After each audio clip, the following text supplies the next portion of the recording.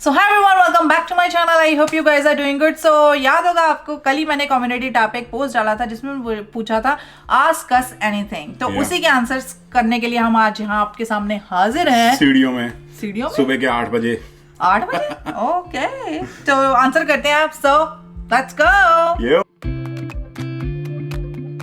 सो first जो question है अमॉन्स, मतलब अगर मैं नाम गलत बोलूं तो please we are sorry about that. Sorry about it. प्रश्न क्या है? प्रश्न है which is the best season to visit Canada as a tourist 60+। तो हमारा ये अभी रीसेंट एक्सपीरियंस रहा है। हमारे हिसाब से जुलाई या अगस्त में आना चाहिए या फिर जून में आना चाहिए, और अपनी 3-4 महीने की विजिट प्लान करो ताकि आप अगस्त के टाइम, जुलाई के टाइम समर एंजॉय कर लो, फिर सितंबर अक्टूबर में आप फॉल एंजॉय कर लोगे, फिर नवंबर में हल्की हल्की प्यारी प्यारी जो बढ़िया रोमांटिक वाली ठंड होती है उसको एक्सपीरियंस कर लोगे। उसके बाद भाई साहब बुरा हाल हो जाता है। उसके बाद अगर आप रहे तो आई थिंक आप कहोगे कि भाई नेक्स्ट टाइम नहीं विजिट करना।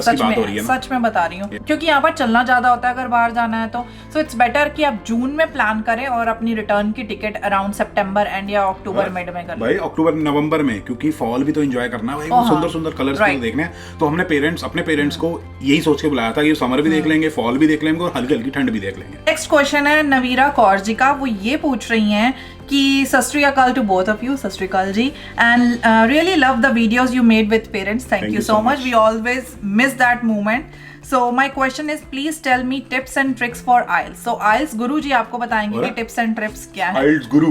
No, IELTS गुरु है ये। IELTS की ऐसा कोई यार टिप्स एंड ट्रिक्स मेरे हिसाब से कोई ट्रिक्स नहीं होती जिससे आप बहुत अच्छे बैंड्स ले आओगे। बहुत ज्यादा प्रैक्टिस करनी पड़ती है रीडिंग की और स्पीकिंग की, और जो राइटिंग है उसमें मेन चीज ये है कि आपको फीडबैक लेना पड़ेगा। ठीक है, अगर कोई ना कोई आपको बताने वाला होगा कि आप ये गलती कर रहे हो, या फिर इस पैराग्राफ में आप इस तरीके से ऐड कर सकते हो चीजें, या फिर पैराग्राफ्स को आपको इस तरीके से स्ट्रक्चर करना चाहिए, तो डेफिनेटली आपको कोई प्रॉब्लम नहीं आएगी और आपके ठीक ठाक बैंड्स आ जाएंगे जिनको लेके आप कनाडा आ सकते हो। ठीक है, तो नेक्स्ट क्वेश्चन है सुमित जी का। वो ये पूछ रहे हैं कि ऐसी 2 टिप्स बताओ जो हमें इंडिया आने से पहले ही करके रखनी है। इंडिया आने से पहले? कनाडा आने से पहले प्रिपेयर करके रखनी है। तो किस कॉन्टेक्स्ट में? कि अगर हम कनाडा आते हैं तो कनाडा आने से पहले हमें ऐसी कौन सी 2 चीजें हैं जो वेल प्रिपेयर्ड रखनी है। एक आप बताओ अपने पॉइंट ऑफ व्यू से, एक मैं बताना चाहती हूँ। बहुत ही इंपॉर्टेंट बात, और वो गुरसाहिब जी की तरह हम वहां जाकर बताएंगे क्योंकि वो बहुत ज्यादा इंपॉर्टेंट है। भाई साहब देख रहे हो, पहले तो बाहर वाले लोग कॉपी करते थे मेरे को, अब घर में ही लोग कॉपी करने लगे। सो एक चीज है जो मैं आपके साथ शेयर करना चाहती हूँ। एक सर्विस है जो आज तो अवेलेबल है। जब हम कनाडा आए थे, काश वो तब अवेलेबल होती तो हमारे काफी काम जो थे आसान हो जाते और शायद वो हम पहले से ही कर लेते। वो ये है कि आप इंडिया में ही घर बैठे आज ही अपनी कैनेडियन सिम ऑर्डर कर सकते हो।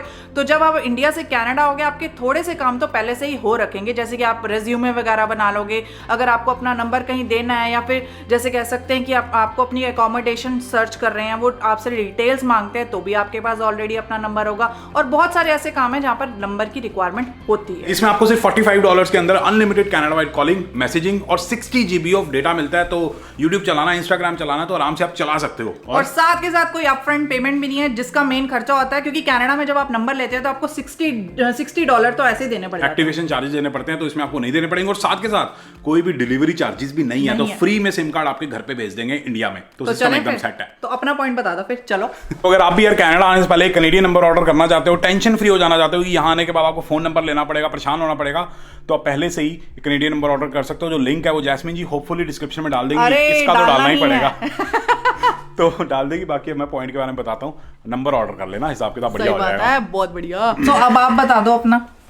मैं ये बताना चाहता हूँ कि यार अगर आप कनाडा आ रहे हो, चाहे एज एन इंटरनेशनल स्टूडेंट आ रहे हो या फिर PR लेके आ रहे हो, या फिर जैसे भी आ रहे हो, कोई भी एक्सपेक्टेशंस वगैरह रख के मत आना। अपना दिमाग, अपना दिल, सारी चीजें खाली करके आना कि भी कनाडा जाएंगे, एक्सपीरियंसेस वगैरह गेन करेंगे और वहां जाके सारी चीजें भरेंगे। क्योंकि अगर आप कोई एक्सपेक्टेशंस वगैरह रख के आते हो और यहाँ आके वो पूरी नहीं होती हैं, तो ये जो दिल होता है ना, वो बहुत गंदे तरीके से टूटता है। जब गर्लफ्रेंड या बॉयफ्रेंड छोड़ के जाते हैं ना, उतना नहीं टूटता। जब एक्सपेक्टेशंस या फिर सपने टूटते हैं तो बहुत ज्यादा दुख होता है। तो प्लीज कोई एक्सपेक्टेशंस मत रख के आना है। और एक चीज, कुकिंग सीख के आना। सही बात है, बहुत जरूरी है। दो बता दिया। चलो अगला बहुत गलत बात है। आज तो बहुत सारी चीजें हैं, 200 वीडियो बना रखी है मैंने, आप जाके चेकआउट कर सकते हो। लिंक डिस्क्रिप्शन में जैस्मिन जी मेरे चैनल का डाल देंगे। आजकल बहुत जरूरत है प्रमोशन की। चैनल स्लो हो रखा है। सो नेक्स्ट क्वेश्चन है मनीष भाटिया जी का, वो ये पूछ रहे हैं we need a good real estate website. Canada के अंदर एक ही वेबसाइट है जो सबसे बढ़िया लगती है मेरे को, realtor.ca नाम की वेबसाइट है।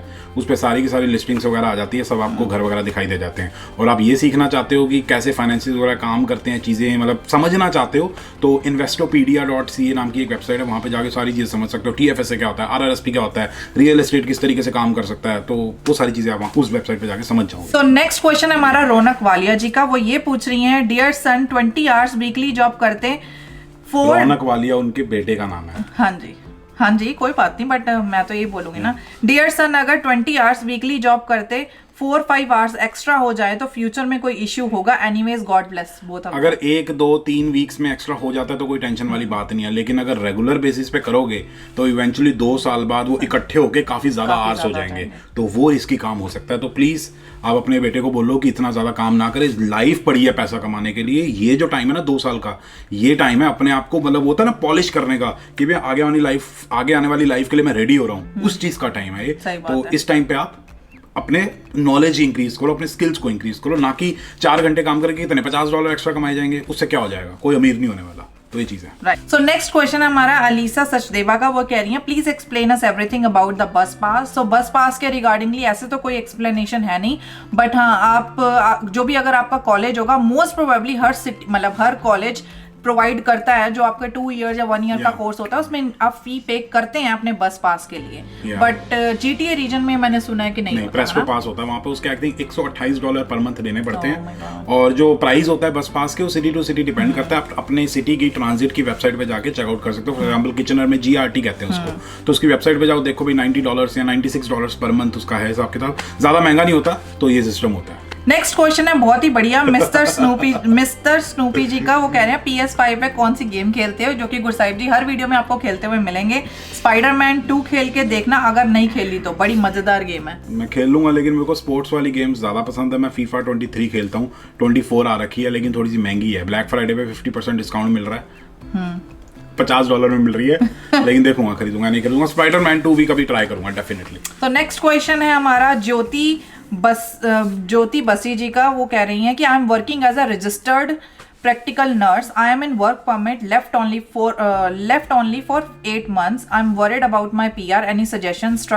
Struggling for a IELTS. सो ज्योति जी आपको एक सजेशन देना चाहूंगी, अगर आपका वर्क परमिट एक्सपायर होता है तो आप एक्सटेंशन के लिए भर सकती हैं, और दूसरा ये है कि आप PNP के लिए अप्लाई कर सकते हो। हमें पता नहीं है आप कौन सी प्रोविंस में रहते हो, तो आप सबसे पहले ये चेकआउट करो कि आपकी PNP में मतलब आपकी प्रोविंस में जो भी PNP ऑप्शंस वगैरह हैं उसमें ये जो पर्टिकुलर प्रोफेशन है ये काफी हाई डिमांड प्रोफेशन है, तो उससे रिलेटेड आपको प्रोविंशियल नॉमिनेशन मिल सकता है, नहीं मिल सकता है। दूसरी चीज आप क्या कर सकते हो, अपने एम्प्लॉयर से बात कर सकते हो कि अगर वो आपको वर्क परमिट में लेने में हेल्प कर सकता है तो उनसे बात करने की कोशिश करो, क्योंकि आपका प्रोफेशन काफी तगड़ा है, तो वो आपको हेल्प कर सकते हैं आपका वर्क परमिट एक्सटेंड कराने में। मे बी वो आपका क्लोज्ड वर्क परमिट हो जाए, लेकिन क्या प्रॉब्लम है, तो प्लीज आप अपने एम्प्लॉयर से बातचीत करके देखो, और अपनी प्रोविंस की वेबसाइट पे जाके देखो क्या क्या PNP ऑप्शंस है। और अगर आप IELTS के लिए स्ट्रगल कर रहे हैं तो you have to practice hard for that, कि अपनी स्पीकिंग हो गई, अपनी राइटिंग हो गई या रीडिंग हो गई, मतलब रोज का एक मतलब 2 आवर्स दो इस पे, और हफ्ते 15 दिन में आई थिंक आप फुली प्रिपेयर्ड हो जाओगे, और इसके लिए आपको टाइम निकालना पड़ेगा। मोस्टली IELTS के लिए हम स्ट्रगल तब करते हैं जब हमारे पास टाइम ही नहीं होता उसको प्रिपेयर करने के लिए, राइट। एक और क्वेश्चन है लल्ली वीडियो 2800 का, कि ओटावा कैसी सिटी है स्टूडेंट्स के लिए। तो ओटावा यार बहुत ही बढ़िया सिटी है स्टूडेंट्स के लिए। अब वैसे तो ओटावा को एक वो मिला हुआ है टाइटल कनाडा की सबसे बोरिंग सिटी, लेकिन मेरे को ऐसा नहीं लगता है, काफी बढ़िया सिटी है, इंजॉयमेंट है। वो जो क्या कहते हैं सारी की सारी जो गवर्नमेंट जॉब्स होती है वहाँ पे होती हैं। एल्गोनक्विन कॉलेज है वहाँ पे, यूनिवर्सिटी ऑफ ओटावा है, कार्ल्टन यूनिवर्सिटी है, तो स्टूडेंट पॉइंट ऑफ व्यू से मेरे को बढ़िया लगती है। और बाकी हम 2-3 बार वहाँ घूमने गए हैं, तो हमें ऐसा नहीं लगा कि बहुत ही बोरिंग है, सिस्टम एकदम सेट है। तो definitely you can go there. अगर हमें ऑप्शन मिले वहाँ जॉब जो मिले तो हम definitely we would love to like move there and live there. तो ये सिस्टम है। क्वेश्चन बहुत ही अच्छा है, गुरसाहिब जी को ना दिखाऊं तो ज्यादा बढ़िया है। वो ये है, वो कैंडिड रिस्पॉन्स चाहती हैं। नहीं, मैंने ना एक क्वेश्चन ना मेरी आता था जब हम Q&A करते हैं, मैं गुरसाहिब जी को कुछ नहीं दिखाती, वरना ना वो स्क्रिप्टेड चीजें मुझे बढ़िया नहीं लगती हैं। I like natural, अरे भाई तू प्रश्न natural, you know, जो उसका क्या बोलते हैं उसको, हो गया रिएक्शन, हो गया, ओके हो गया। सो अर्शमनप्रीत सिंह जी का है, गुरसाहिब जी आपसे कितने बड़े हैं? गुरसाहिब जी जैस्मिन जी से 6 महीने बड़े हैं। सीरियसली? झूठ क्यों बोल रहे हैं? मैं 16 इयर्स की हूँ। कोई सेंस है इस बात की? सो भाई हम 6 महीने का फर्क है। गुसाइब जी मेरे से 6 महीने बड़े हैं। मेरा अगस्त में बर्थडे आया था और अगले साल फरवरी में इनका सिस्टम है। सिस्टम है, बर्थडे है, सिस्टम नहीं है।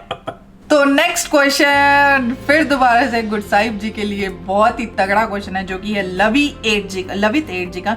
जिम का क्या सीन है, वापस शुरू किया है? दोनों ने फीस यूं ही दे ही जा रहे हो? जिम में जाता हूँ, हफ्ते में कम से कम 3 बार जरूर जाता हूँ, लेकिन ज्यादा नहीं जाया जाता। मेरी कोशिश है कि कम से कम 5 दिन जाऊँ, लेकिन 3 दिन जाया जाता है। तो बाकी के जो 4 दिन बचे हैं उसमें ये चीट डे कर लेते हैं। उस दिन चीट डे हो जाता है हमारा, फ्राइज खा लेते हैं।